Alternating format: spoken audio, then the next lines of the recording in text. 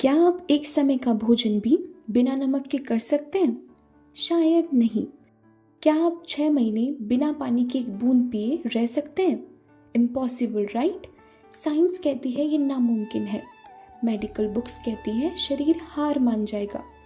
लेकिन भारत की इस धरती पर एक ऐसे इंसान थे जिसने बायोलॉजी के इन सारे नियम को तोड़कर फेंक दिया। वो कोई सुपर हीरो नहीं, वो इच्छा शक्ति के माउंट एवरेस्ट थे। युग श्रेष्ठ तपस्वी सम्राट आचार्य श्री 108 सन्मति सागर जी महाराज। ये कोई संत नहीं, ये कर्मों पर विजय का चलता फिरता परिणाम था। वह कलयुग के तपस्वी का वह शिखर था जहाँ पहुंचकर तब भी शीश झुका देता है। 18 वर्ष की आयु में जब संसार भोग का स्वप्न देखता है, उन्होंने आजीवन ब्रह्मचर्य को चुन लिया। इंद्रियों पर विजय का ऐसा निर्णय कि नमक जैसा स्वाद भी आजीवन त्याग कर दिया। त्याग, त्याग और सिर्फ त्याग। 23 वर्ष की आयु में क्षुल्लक दीक्षा को प्राप्त किया, जिसमें दही, तेल, घी का आजीवन पूर्ण त्याग कर दिया।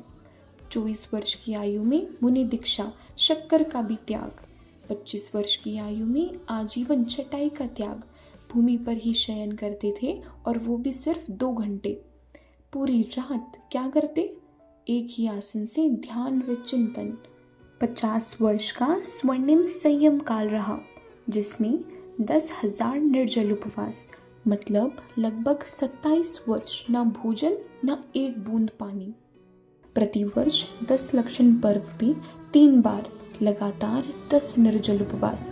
अष्टानी का पर्व वर्ष में 3 बार लगातार 8 निर्जल उपवास। और वह व्रत जिन्हें सुनकर ही देह कांप जाती है, ऐसे से निष्क्रियत व्रत, मुक्तावली व्रत, सहस्त्रनाम व्रत आदि अनेक बड़े तप किए। 6 माह जल का पूर्ण त्याग रहा, 1 महीना केवल मूंगफली। सम्मेद शिखर जी लगातार 108 वंदनाएं, वह भी एकांतर से सिर्फ मूंग का पानी लेकर। 1975 से अन्न का पूर्ण त्याग था। हर चतुर्मास में अनूठी तपस्या करते थे। अंतिम 10 वर्ष में हर 48 घंटे बाद सिर्फ छाछ और पानी। ऐसी तपस्या के सुमेरु गुरुवर के जहाँ जहाँ चरण पड़े, वहाँ चमत्कार हुए, चेतना जागी। जिन पर दृष्टि पड़ी उन्हें आशीष ही नहीं, दिशा मिली, उत्थान हुआ। तेजस्वी ओजस्वी गुरु का 23 दिसंबर 2010 को हुआ अंतिम प्रवचन।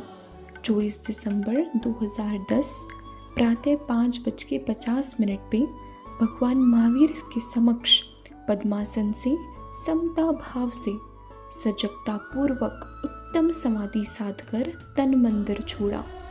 तपस्या के युग का अंत हुआ, पर तपस्वी सम्राट आज भी भक्तों के हृदय में जीवित है। उनकी तपस्या जयवंत हो।